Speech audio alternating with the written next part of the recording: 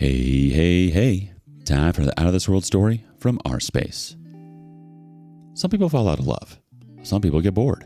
And then some people trade 13 years of stability, 3 amazing kids, and life most would envy for a much younger man and a Delta flight. Today on rSpace, the devil's in the details, like a yellow baggage tag. Cheating wife tried to be airtight with her affair, but I found out, after 13 years, our prenup meant that she ended up with essentially nothing. I'm 42 years old, and I've been married to my wife, Caroline, who is 41, for 13 years.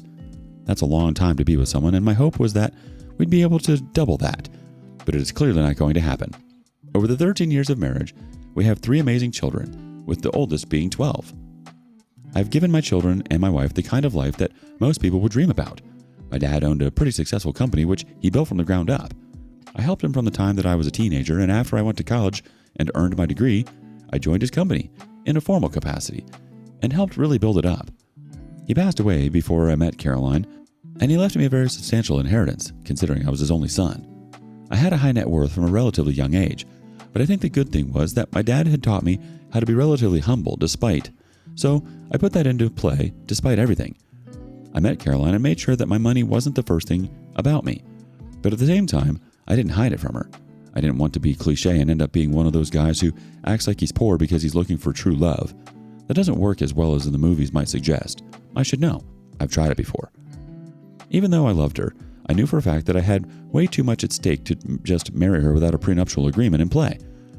I knew it was going to be a hard discussion to have, but I just ripped off the Band-Aid and had it, and thankfully, it went a little better than I'd have hoped. She would be taken care of well in the event of a divorce. The only ways that she would end up with nothing would be if the divorce was related to infidelity, drug use, or some other kind of major impropriety. If it is simply because she got bored or I got bored, then everything was going to be fine. Fortunately for me, she signed it, since it was the smart decision for me, and she knew that. We got married, and it has been 13 happy years ever since then. Like I said, we have 3 amazing children, and I think that only made me appreciate Caroline and our marriage even more.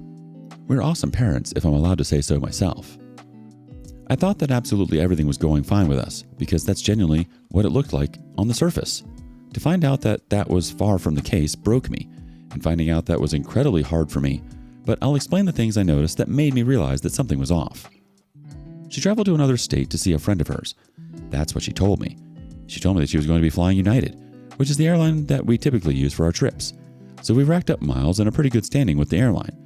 When she got back from the trip after about a week, the kids helped her bring her luggage in and take it to our room.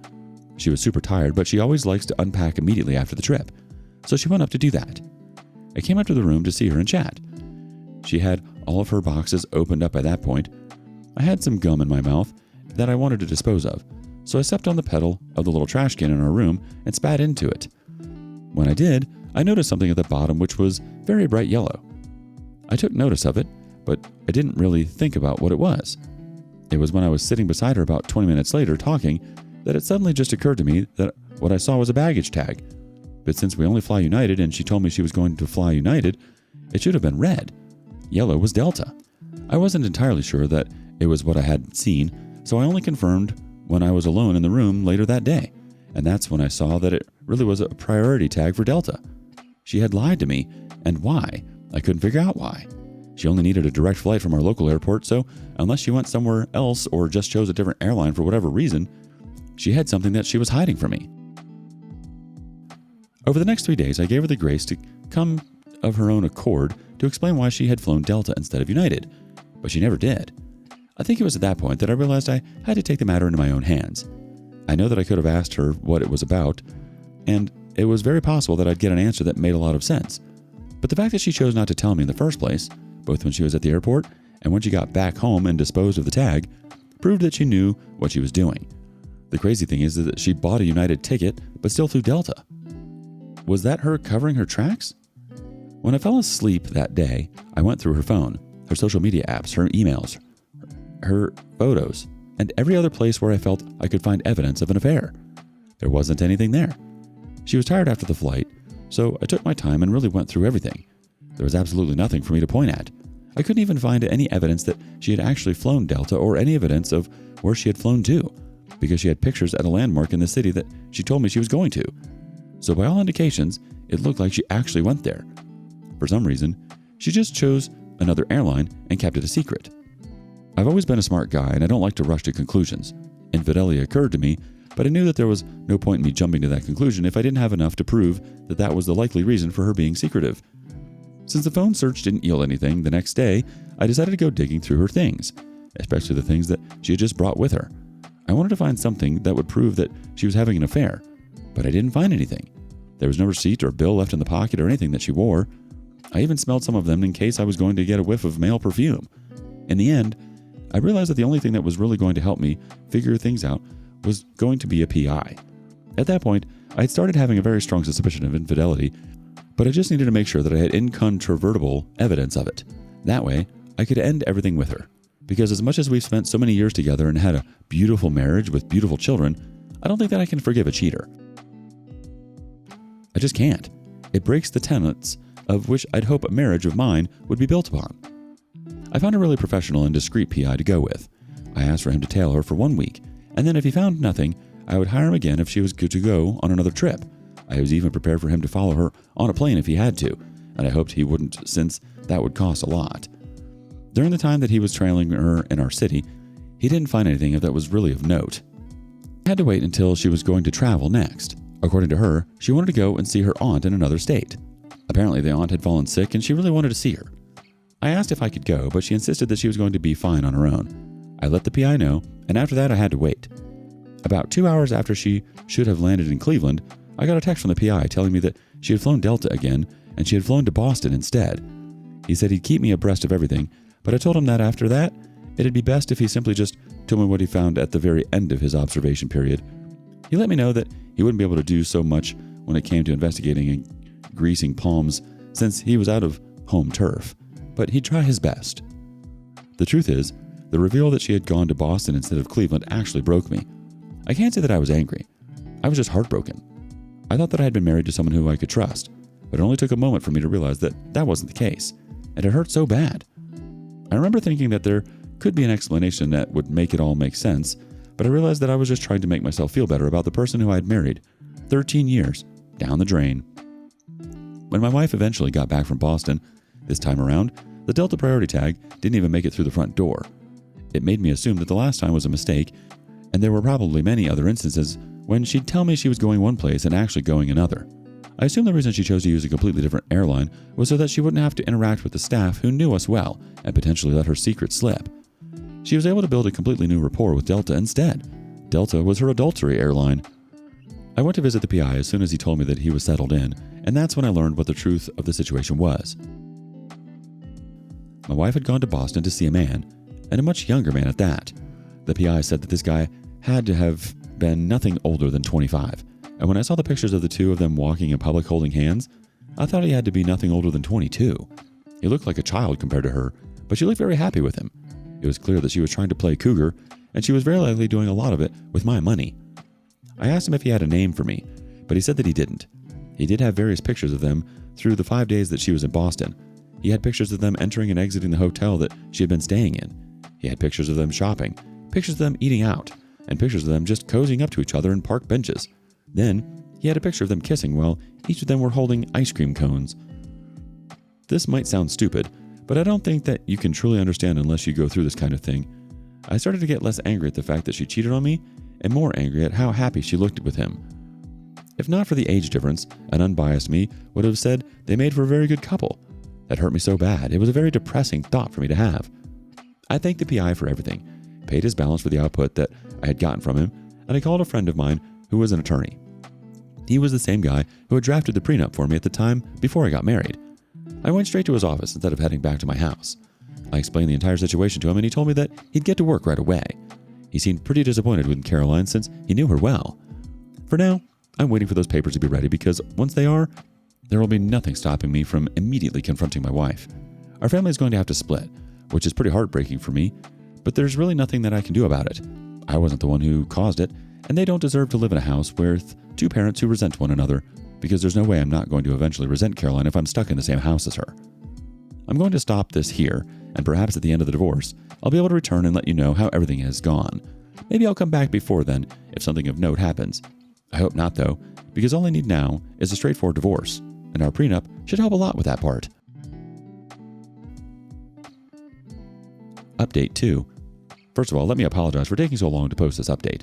I actually started writing it some time ago, but a lot has been taking up my time and making me busy.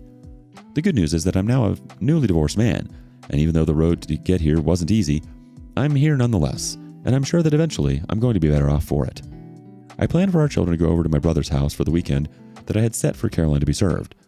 When the door rang, she asked if I was expecting anyone, but I told her that the door was for her. She seemed surprised, and when she came back, she stood in front of me, holding the envelope, and she asked me what was happening. I told her that I wanted a divorce. She seemed calm, and she asked me why. I explained to her that it was because she had been cheating on me. I acknowledged that she had done a very good job of covering her tracks, but all it took was one day of her being really sloppy, and that clued me in on everything.